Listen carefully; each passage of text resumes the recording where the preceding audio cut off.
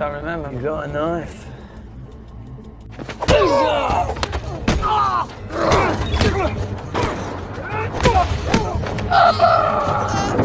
Mind him up. Don't leave him, eh? What? Wait.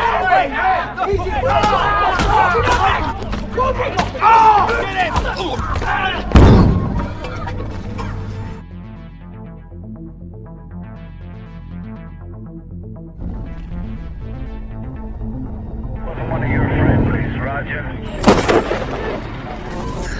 Di awal film, kita akan diperkenalkan dengan John Smith, seorang tentara pasukan khusus yang mengalami gangguan jiwa saat bertugas di negara Irak.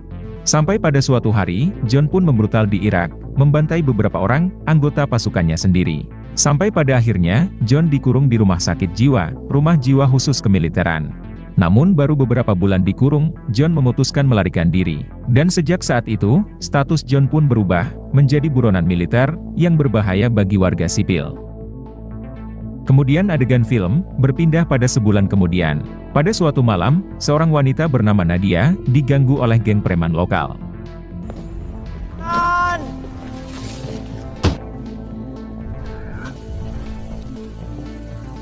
Lalu datanglah seorang gelandangan, datang untuk menolong Nadia. Yang mana gelandangan ini, ternyata adalah John Smith, seorang mantan pasukan khusus, yang kini menjadi buronan militer.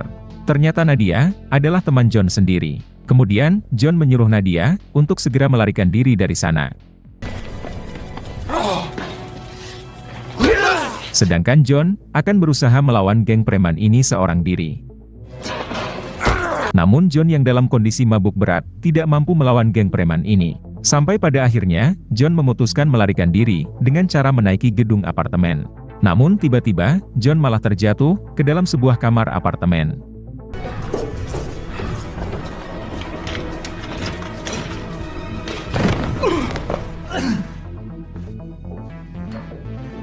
Beruntung si pemilik gedung apartemen ini, sedang tidak berada di tempat. Kemudian, John meneguk minuman keras, punya si pemilik apartemen ini.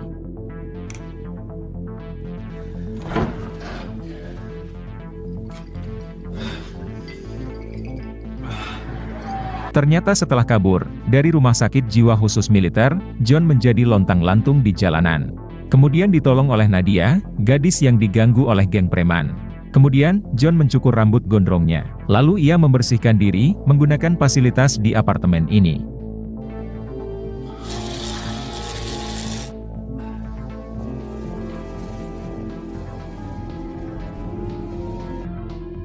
Sementara itu, Nadia sudah berhasil ditangkap oleh geng preman tadi. Di keesokan paginya, John yang penampilannya sudah sangat rapi, memutuskan untuk meninggalkan apartemen tersebut. Namun saat akan pergi, John mendengar pesan suara, yang memberitahukan kalau si pemilik apartemen ini, sedang berada di luar negeri, dan baru akan pulang 8 bulan lagi. Sampai pada akhirnya, John memutuskan untuk tinggal di apartemen ini, sampai si pemiliknya kembali. Tak lama kemudian, John menemukan kunci mobil, punya si pemilik apartemen ini. Tidak hanya itu saja, John juga menemukan kartu kredit. John yang tadinya seorang gelandangan, dalam semalam saja, berubah menjadi seorang miliuner. Malam itu juga, John mencairkan uang si pemilik apartemen, dan mulai mabuk-mabukan.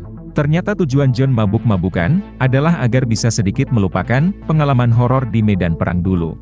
Yang membuat John sampai mengalami gangguan mental, lalu dikurung di rumah sakit jiwa, dan berakhir menjadi buronan militer.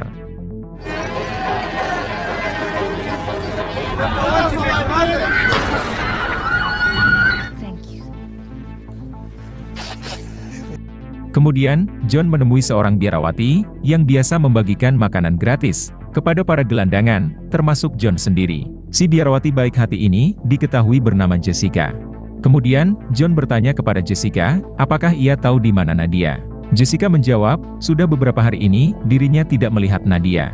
Di samping itu, Jessica tampak sedikit pangling, melihat kondisi John sekarang, yang sudah tidak terlihat seperti gelandangan. Kemudian, John memberi Jessica sejumlah uang, karena selama ini, Jessica selalu baik kepadanya.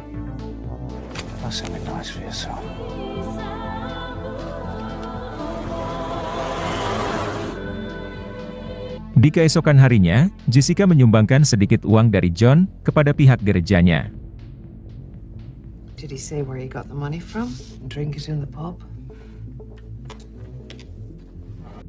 Sedangkan sebagiannya lagi, Jessica gunakan untuk membeli tiket pertunjukan balet. We do still have How much is the box? is £500. Di malam harinya, John menemui Jessica di rumahnya. John mengeluhkan sakit di punggungnya, yang kian hari semakin memburuk. Ternyata luka itu John dapat saat dirinya bertugas di medan perang. Saat itu John sedang bersama tim pasukan khususnya, berada di dalam sebuah tank. Lalu tiba-tiba, pihak musuh datang menyerang, dan membantai semua rekan John.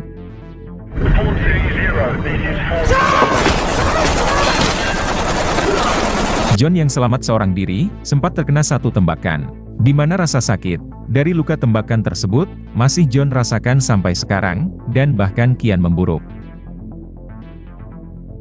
Mengetahui itu, Jessica lantas menyarankan agar John memeriksanya kepada dokter. Akan tetapi, John tidak mungkin berkonsultasi kepada dokter. Mengingat status John sekarang adalah buronan militer. She doesn't come for food anymore. Yes. Only myself. Nigel. Di samping itu, John pun mulai khawatir dengan keselamatan Nadia. Si gadis gelandangan, yang sudah John anggap sebagai adik kandungnya sendiri. Sampai pada akhirnya, John membuat selebaran orang hilang untuk menemukan Nadia.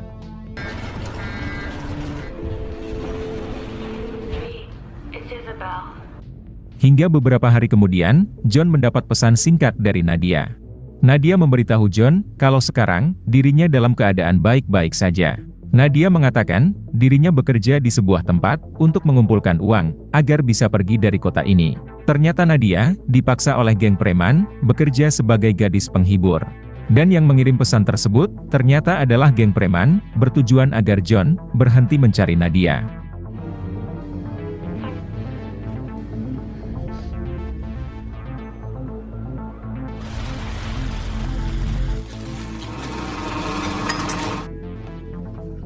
Sementara itu, tetangga si pemilik apartemen sudah mulai curiga kepada John. Karena mereka tahu, John bukanlah pemilik apartemen tersebut. John pun berdalih, dirinya adalah pacar baru si pemilik apartemen ini. Untungnya si tetangga percaya, karena memang si pemilik apartemen ini adalah penyuka sesama jenis. Do you have his number, Neil? You have a number. Should stay in for the summer. Get my life back together. Namun di samping itu, John sudah merasa tidak enak hati. Tinggal di apartemen ini secara gratis, sembari menghamburkan uang si pemiliknya. Sampai pada akhirnya, John memutuskan mencari pekerjaan, yaitu sebagai pencuri piring, di sebuah restoran Cina. Agar John bisa mendapatkan uang, dari hasil jerih payahnya sendiri. Uang dari si pemilik apartemen, sudah tidak pernah lagi John pakai. Bahkan kartu kredit si pemilik apartemen, sengaja John potong, agar tidak bisa digunakan lagi. Pada suatu malam, si pemilik restoran Cina ini meminta bantuan kepada John, yaitu mengusir geng preman yang menolak meninggalkan restoran, padahal sebentar lagi akan ditutup. Kemudian secara baik-baik, John meminta geng preman ini pergi. Tapi geng preman yang sudah dalam keadaan mabuk, malah merasa tersinggung, dan lantas menantang John berduel di luar restoran tersebut. John yang tidak punya pilihan lain, terpaksa meladeni tantangan dari mereka. Hey, Maya, but... Don't leave him, eh? Quiet! Hey! Easy!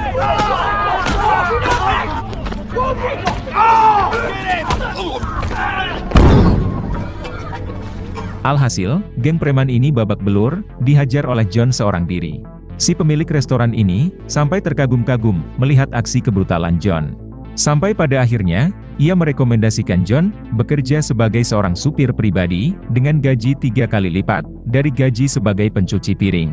Karena si pemilik restoran merasa, skill berduel John yang mumpuni, akan jauh lebih bisa menghasilkan uang yang banyak, apabila dimanfaatkan dengan benar. John pun setuju, dan langsung bertemu dengan orang, yang akan memberikannya pekerjaan, sebagai supir pribadi. Ternyata orang yang memberikan John pekerjaan baru, adalah seorang bos mafia, yang diketahui bernama Tony. Tony setuju untuk merekrut John, sebagai supir dan sekaligus, sebagai tukang pukul pribadinya. John yang seorang mantan pasukan khusus, langsung setuju menerima pekerjaan ini. Karena pekerjaan ini sangat cocok dengan kepribadian John yang lebih suka dengan pekerjaan yang dapat memicu adrenalinnya. You know what kind of work I do. I got a lot of businesses. It's hard city. Selain itu, John juga membutuhkan uang yang banyak untuk menghidupi anaknya yang masih kecil. Ternyata John memiliki seorang anak yang tinggal bersama mantan istrinya. Di keesokan harinya, John hanya berani menatap anaknya dari kejauhan. John belum bisa berkumpul bersama sang anak, karena John merasa kondisi kejiwaannya belum stabil. Karena John khawatir akan membahayakan keselamatan anaknya itu. Selain itu, status John yang masih menjadi buronan militer juga ikut menjadi penghalang.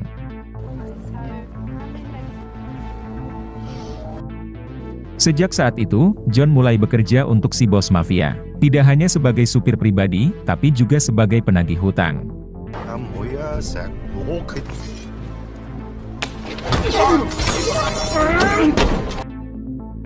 6 bulan sudah berlalu, John sudah berhasil mengumpulkan banyak uang. Hasil dari jerih payahnya, bekerja bersama si bos mafia.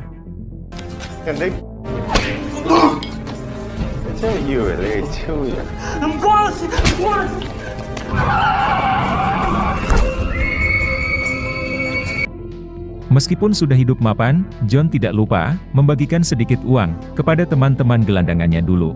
Para gelandangan ini juga sangat bersyukur John bisa sukses seperti sekarang. Sehingga mereka pun tidak lupa untuk mendoakan John agar selalu sehat dan semakin sukses. It's very nice. Pada suatu hari, saat sedang belanja di sebuah toko, John berpapasan dengan si mantan istri. Si istri sama sekali tidak menyangka John ternyata masih hidup dan sudah menjadi orang sukses. Si mantan istri yang kesal langsung melempari John dengan barang-barang toko. Everything's gone. Akan tetapi, John berhasil menenangkannya. Si mantan istri mengatakan, selama ini dirinya harus banting tulang untuk menghidupi putra John. Mendengar itu, John langsung memberikan banyak uang kepada si mantan istri. Bahkan, John juga meminta si mantan istri agar berhenti saja bekerja dan fokus saja merawat anaknya. Karena mulai sekarang, John yang akan membiayai hidup mereka berdua. Tapi John meminta si mantan istri berjanji agar merahasiakan pertemuan ini. Mengingat saat ini, John masih menjadi buronan militer. Berpindah ke Jessica, yang mendapat kiriman paket dari John yang berisi sehelai gaun merah. John juga mengajak Jessica makan malam di sebuah tempat dan meminta agar Jessica mengenakan gaun tersebut. Jessica setuju makan malam dengan John, tapi dirinya menolak memakai gaun merah tersebut karena terlalu mencolok.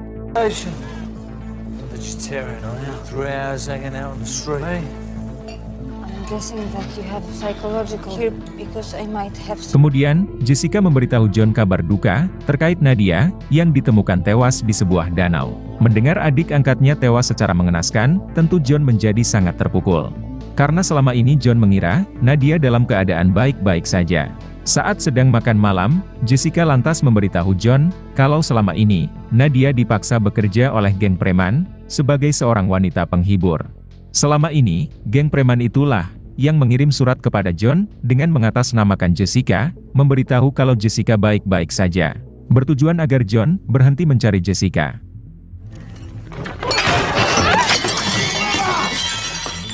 Mendengar hal tersebut, John pun menjadi sangat murka, dan bahkan sempat mengamuk. Give them soup. They want their lives back! Start to do the right thing. Setelah berpikir cukup panjang, John akhirnya memutuskan untuk balas dendam, yaitu dengan menghabisi pelaku yang telah menghabisi Nadia. Malam itu juga, John mendatangi kedua preman yang telah mempekerjakan Nadia sebagai wanita penghibur. Setelah bertemu, John langsung menghajar mereka berdua sampai babak belur. I remember you got a knife.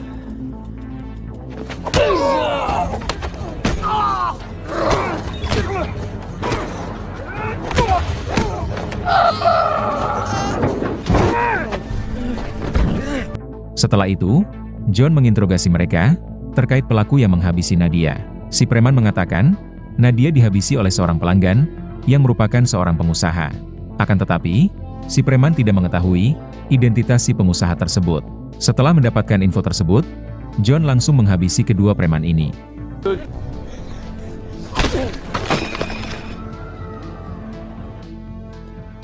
Kemudian, John mengirim surat kepada Jessica, mengajaknya berkencan di sebuah tempat.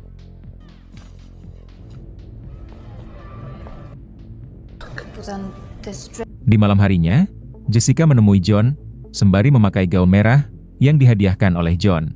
Setelah bertemu, John lantas meminta bantuan Jessica, yaitu melacak identitas pelaku yang telah menghabisi Nadia dari berkas penyelidikan polisi. Jessica pun bersedia membantu John, mengingat Nadia juga adalah temannya. You're a bit drunk. I'm having a crazy patch. Buy a ticket to a ballet. I've loved her since I was a little girl. Karena terlalu banyak minum, Jessica sampai tidak sadar, dirinya sudah mulai mabuk. Di keesokan harinya, John bekerja seperti biasa, yaitu menagih hutang. Namun saat ditagih, John malah dicaci maki. John yang pikirannya sedang runyam, tanpa ragu menghajar orang ini.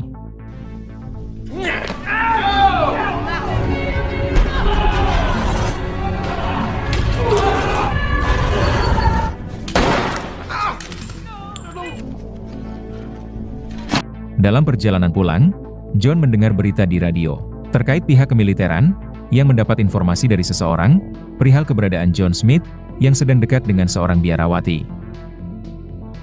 Berpindah ke si biarawati, yaitu Jessica, yang didatangi oleh seorang polisi.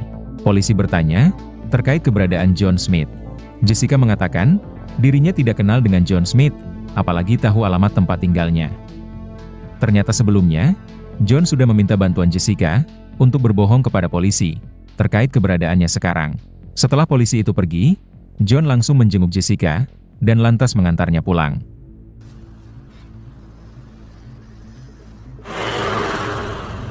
I suppose. Di dalam perjalanan, Jessica lantas memberitahu John alasan dirinya berbohong kepada polisi demi ingin membantu John, karena ternyata Jessica juga pernah menghabisi orang dan menjadi buronan seperti John. Sejak dirinya masih muda, Jessica bercita-cita menjadi penari balet profesional. Namun malangnya, Jessica malah diperkaos berkali-kali oleh pelatih tari baletnya sendiri. Jessica yang sudah tidak tahan, memutuskan untuk menghabisi pelatihnya itu. If I had become a ballerina, it wouldn't have begun to 10 years old. Kemudian, Jessica melarikan diri dan menjadi buronan sejak saat itu. Jessica lantas mengganti identitasnya dan memutuskan menjadi biarawati. Mendengar cerita dari Jessica, John pun merasa iba.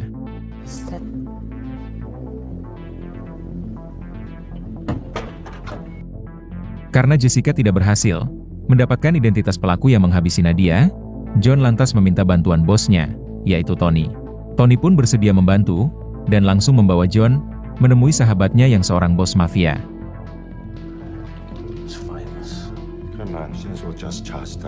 Tidak membutuhkan waktu yang lama, si bos mafia pun berhasil mendapatkan info identitas serta alamat si pelaku, yaitu berkat bantuan polisi korup yang merupakan antek-antek si bos mafia. Namun sebelum memberikan informasi terkait, si bos mafia meminta bantuan John melakukan sebuah pekerjaan terlebih dahulu.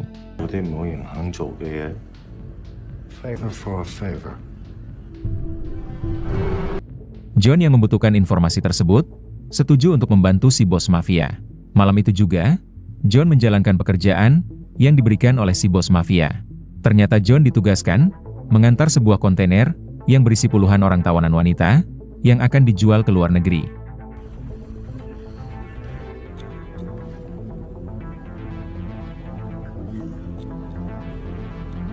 Dengan berat hati, John menuntaskan pekerjaannya. Walaupun dirinya tidak tega melihat para tawanan wanita ini diperjualbelikan seperti budak, karena mengingatkan John akan Nadia yang juga diperjualbelikan sebagai wanita penghibur.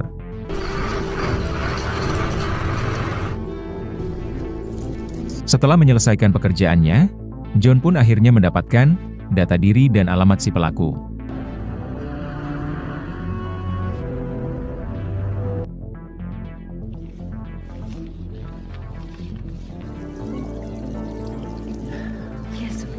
Di keesokan harinya, John menyuruh Jessica memotret dirinya yang berpakaian rapi di depan sebuah gedung perusahaan. Foto ini nantinya akan John kirimkan kepada sang anak, agar anaknya mengira John adalah seorang pengusaha sukses dan juga sangat dermawan.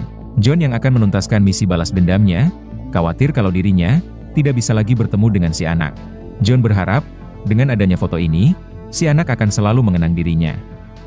Smile. I wanted to think I'm a good man. You won't see her? Just take a picture. I said enough. Setelah itu, Jessica memberitahu John kalau besok dirinya akan pindah ke Afrika untuk mengabdikan diri, menolong orang-orang miskin di sana. Namun sebelum pergi, Jessica yang sudah jatuh cinta kepada John, lantas mengajak John bercocok tanam. Untuk yang pertama kalinya, sekaligus untuk yang terakhir kalinya. John yang pedang tumpulnya, memang sudah lama tidak diasah, langsung menyetujui ajakan Jessica. Saat itu juga, John membawa Jessica ke apartemen.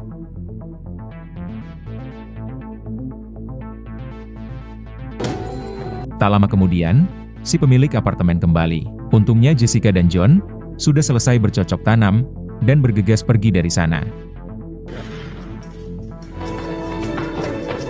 Kemudian, Jessica mengajak John malam ini menonton pertunjukan tari balet, karena besok harinya, Jessica akan terbang ke Afrika. To the ballet tonight.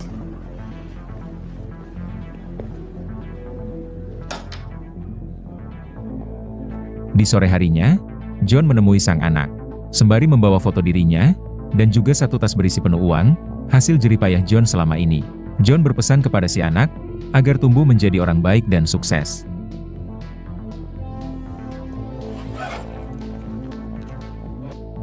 Di malam harinya, Jessica menunggu kemunculan John untuk menonton pertunjukan balet.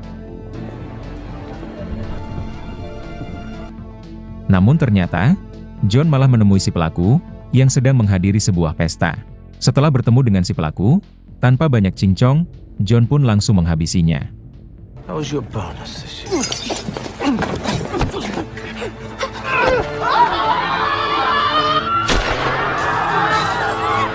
Pada saat yang sama, drone pasukan militer berhasil menemukan keberadaan John. Namun lagi-lagi, John berhasil menghilangkan jejak. Berpindah ke Jessica, yang sudah selesai menonton pertunjukan balet. Di dalam perjalanan, Jessica menemukan John yang sedang dalam keadaan mabuk. Di hadapan Jessica, John menangisi semua dosa-dosa yang selama ini John lakukan. Jessica yang juga pernah berbuat dosa, hanya bisa berusaha menenangkan John.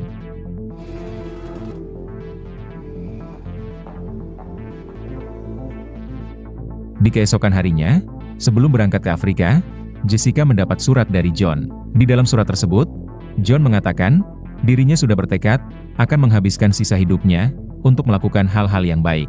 Dimulai dengan membongkar bisnis perdagangan wanita yang dijalankan oleh bos John sendiri bersama dengan rekan mafianya. John juga sudah membayar uang si pemilik apartemen yang dulu John gunakan tanpa izin. John juga berjanji akan menggantikan posisi Jessica dalam membantu para gelandangan. John sangat berharap semua kebaikan yang John lakukan akan menghapus semua dosanya di masa lalu. Kemudian, film pun selesai. Live again for once. I hope Africa treats. Don't remember. You got a knife.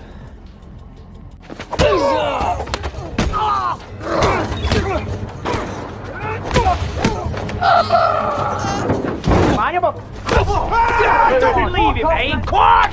Wait! Easy!